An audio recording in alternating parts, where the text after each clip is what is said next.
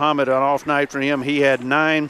Singh had 5. Jackson Fields with 6, and then off the bench, Thomas Dowd had 5. Marcus Rigsby had 7 all in the first half. Tayton Conaway finished with 8, and Victor Valdez with 2.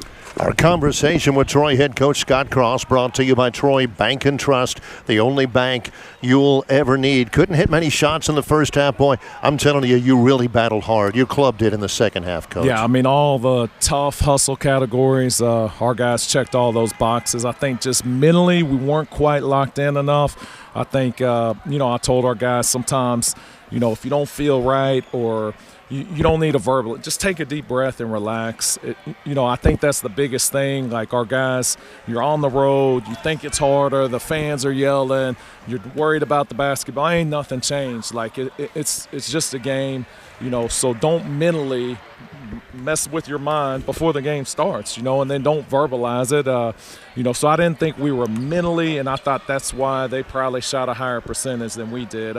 We're too good of a shooting team not to shoot a higher percentage. Credit to them. They did play good, solid defense, but we had more shot attempts. We got to the free throw line more. We turned them over more. You do those things, you should come out with a win, but we didn't get it done. Yeah, it comes down to it, Coach. They were playing pretty good defense, but it seemed that we settled a few times and didn't get the really good shot. And then when you get behind and you're chasing, you force up some more shots. You gave yourself a chance with the defense, but, man, you just got to shoot better than 37% on the road. Yeah, without a doubt. And then I think, they turned it over more than us, but it felt like our turnovers were more costly. Right. Like they just came at bad times. We had made a run, and then, we turn it over and they go score a layup. So we got to do a little bit better job there, but it's not easy. We knew we weren't going to go undefeated. You try to, you expect to win every single game, but just the way the Sun Belt is, nobody's going undefeated in the Sun Belt. It just stinks that we lost this one, and but we can't let one loss affect us in the next game. We got to get back to work and find a way to get a split out of this road swing. I knew that as soon as you digested this game, you and your coaching staff dissected it all, that's the immediate impact is let's see how we operate under adversity now, heading into Southern Miss on Saturday. Yeah, and we know it's not going to be easy. They're going to give us their best shot. They're going to be ready. I'm sure they're a little pissed off based upon the way the game went. So, and then we lost a little bit of the invincibility, by being undefeated. So, but it's fine. That's part of it. It happens all across the country. We had to get back, and we just had to be tougher.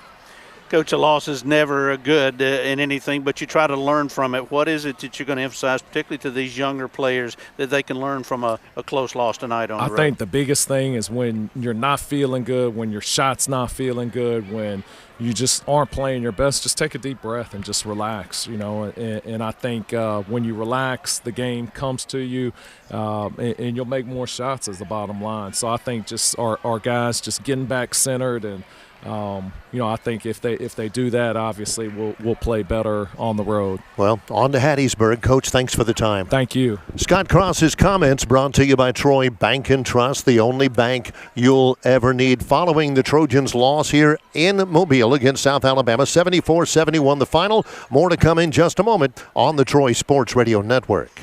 Did you tell them I was taking you? Yeah. Okay. Chad, City of Troy do not wait on me. Jerry's taking me. Troy University Trojan basketball.